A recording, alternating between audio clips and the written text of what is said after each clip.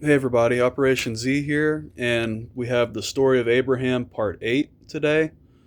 Genesis 15:3 says this, and we're leaving off where he's saying his steward is this Eliezer of Damascus, and because he's saying he has no child as of this point that's as his own to be heir to everything that he has, being a great prince that God has made him in the land that he's in, he doesn't have an heir to succeed him and to inherit it all because he has no son.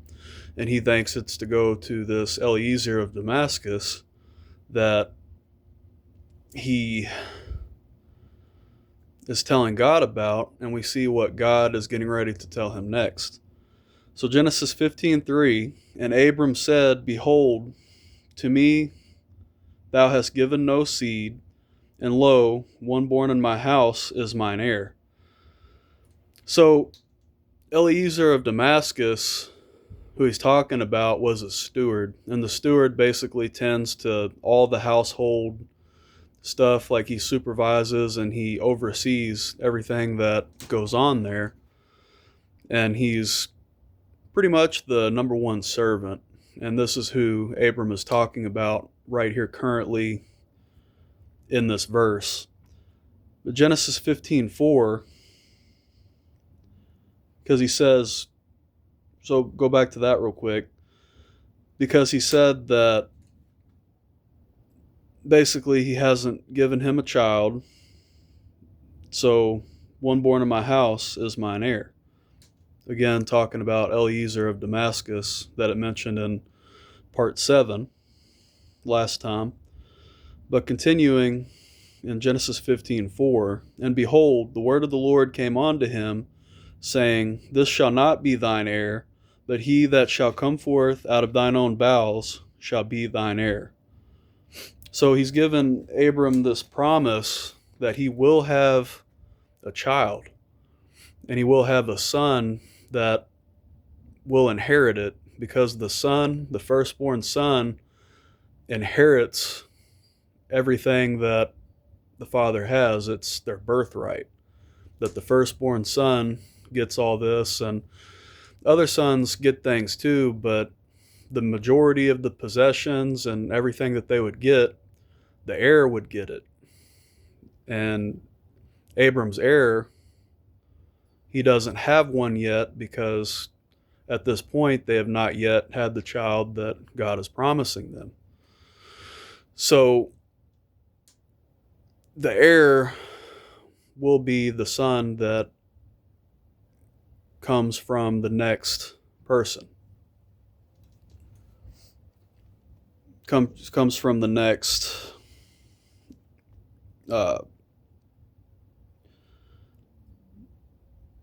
so the heir will be pretty much the firstborn son, and it always has continued from that, even from the days of Adam, that the firstborn son would be the heir.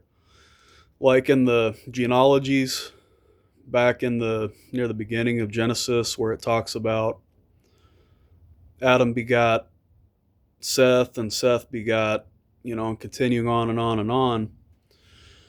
It only mentions the firstborn son with each passing one for the most part, because that's the one that inherits everything that the parents had, is the first begotten son that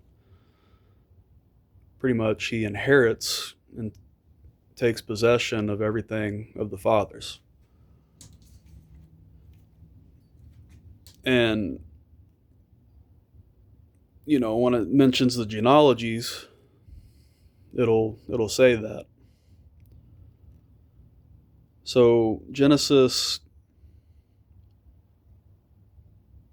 15:4, it talks about, Behold, the word of the Lord came unto him, saying, This shall not be thine heir, but he that shall come forth out of thine own bowels shall be thine heir. So God's promising right here that he will have his heir that succeeds him and carries on the lineage of Abram, that he will have that, and he doesn't have to doubt it or be in fear of it. And seeing that Sarai is barren, they don't know what to do as of this point, because they just, it's hard for them to see how they can have a child in that case as of this point. And we'll see things as the story goes on here. In Genesis 15:5, and he brought him forth abroad and said, Look now toward heaven, and tell the stars if thou be able to number them. And he said unto him, So shall thy seed be. So God's giving him all these promises that he'll be the father of many nations, that he's turning him into be, that he will be the,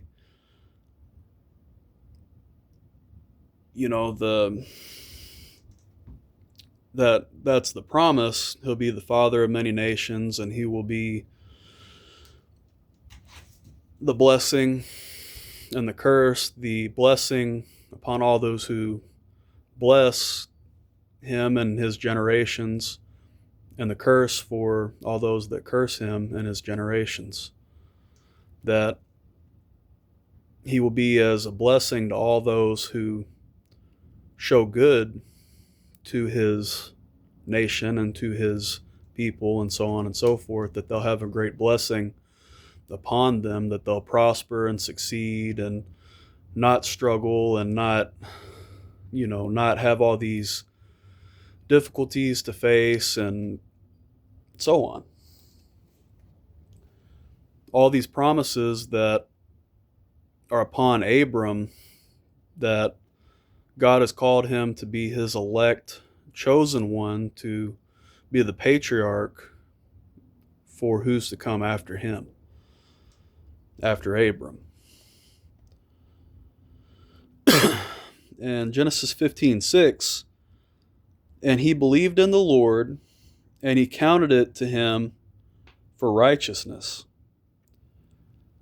So, and that's the thing here, even in this Old Testament text, we see Christian fundamentals. It doesn't say, for all of your works and all of your obedience, I account it to you for righteousness. It says God counted it to him for righteousness because of his faith. So we see here that because of his faithfulness to God and believing in God, what he has for him, that it's counted as righteousness. We're saved by faith, not of works, lest any man should boast. And it's a Christian fundamental that's seen even in this early text in the book of Genesis, which Moses wrote. And yeah, Abram didn't even write the story. This was wrote many years later by Moses. That's why I say Moses wrote this text. But God gives him directly, being a prophet of the Lord, everything to write down and everything that transpires. And it talks about things that don't even happen even at the point that Moses wrote about it. Like they talk about, it'll make mention of Sodom and Gomorrah before it's destroyed in the text of Genesis.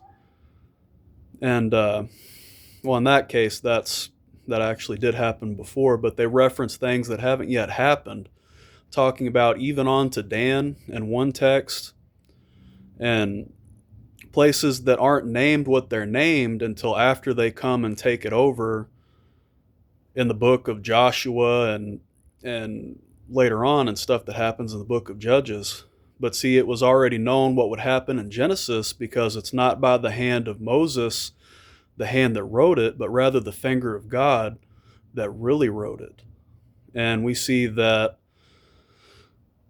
basically, he is as the prophet, and the prophets of the Lord can see whatever the Lord shows them concerning what's to happen in the future and so on and so forth, that pretty much they know, like they knew that was just going to be the border of Dan when they talked about that specific text. as I've mentioned before, in whichever part it was. But it's referenced, and it is, basically, it's an incredible thing to see just how God works, talking about all these places that aren't even named and called by that name until afterwards,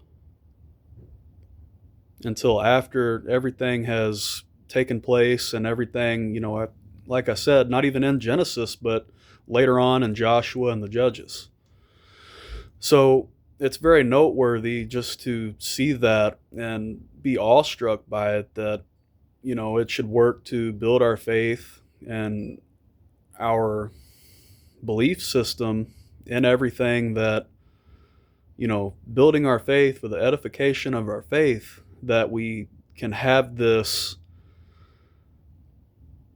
assurance that God does all these things, and it's all by the hand of God, and everything is led by God, and it's not of man, but it is indeed the finger of God. The Bible, man's hands might have wrote it, but on the contrary, it's everything that the Spirit has given to be put down. That it's Spirit-led, and it's of God. The finger of God has put forth and put these things down, the books of the prophets and all these things. And we see that here in Genesis as these things take place. And it ties in because, all these things that happen here, and we see here in the story that Abram believed and it was counted for righteousness. And we see here that, the generations to come and everything that takes place, it all comes true. Everything that God tells Abraham that will happen does take place in God's timing, and when God's ready for it to manifest and for it to happen. That it all took place. They became a great nation. Other nations sprung forth, and so on and so forth. But Genesis 15:7, and he said unto him, I am the Lord that brought thee out of Ur of the Chaldees to give thee this land to inherit it. So Ur of the Chaldees in Haran, as we know it's called, the part that he lived in. And again, he's just telling him, you will inherit this land, and this will be your land for your people that you are the patriarch of. In Genesis 15:8, and he said, Lord God, whereby shall I know that I shall inherit it? So he believes, as it says there in the scriptures, he believes and he knows that it is indeed going to happen, because it says right there that it does. But he's still at the same time just kind of trying to figure out, well, how's it going to happen? Because we haven't yet had the kid. I believe you, but I just want to see it take place, and I want to see what you do and how it's made to happen. And we see that here in the next part, the next video that we're going to do. But that's the story for today, and you all have a blessed day.